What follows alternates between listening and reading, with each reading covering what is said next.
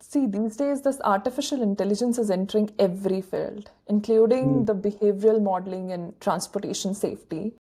So, what excites you about AI, if it does, Right. and what concerns you as somebody who studies how humans make decisions? I mean, that's your primary research, right? So, how does it concern you and how does it excite you? Okay. So there is one thing called AI and there is another thing called HS, which has not been HS, explored yet. So AI is human artificial studies, yeah. intelligence and HS is human stupidity. So the more Yes. technology will become advanced, the easier lives will become, the more stupid we will eventually become. So that is Yeah. the flow of connection. Okay.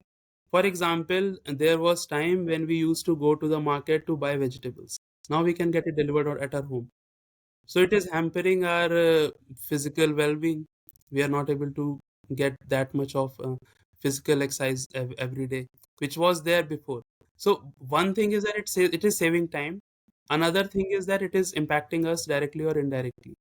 So everybody has to think about how to use the AI effectively rather Yes. than just substituting our work with AI. If Right. we just keep on substituting our work with AI and then not utilizing that time for our own well-being, then that will have repercussions on us eventually, if not today, then tomorrow or in the time being. Right. So Right. coming to let's since I am a faculty, so I'll talk about first I'll talk about the status of students these days. So Okay. there used to be time when, let's suppose, if you give assignments, so a faculty will have to worry that, oh, people can copy from each other or they can Yes. copy from the book. Now they have to worry that, oh, this guy will just ask this question to AI and then Yeah. will copy it. Yeah. And it's easily visible also.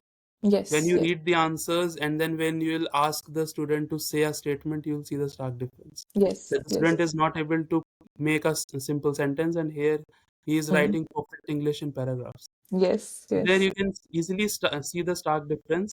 Definitely. And then when it comes to research, this thing becomes more complex because see, research has two things. As the name suggests, it's researching something. Hmm. Okay.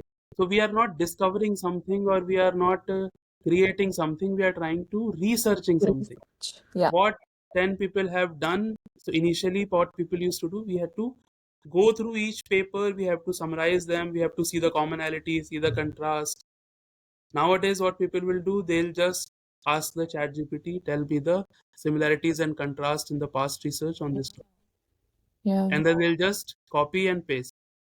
But in that, so they'll make instead of 200-page thesis, they can make 2000-page thesis.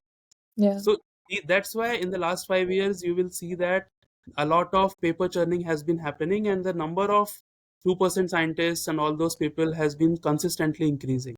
Yes. Yes. And there is an irony that in the field of environmental science, you will see a lot of environmental scientists in those lists.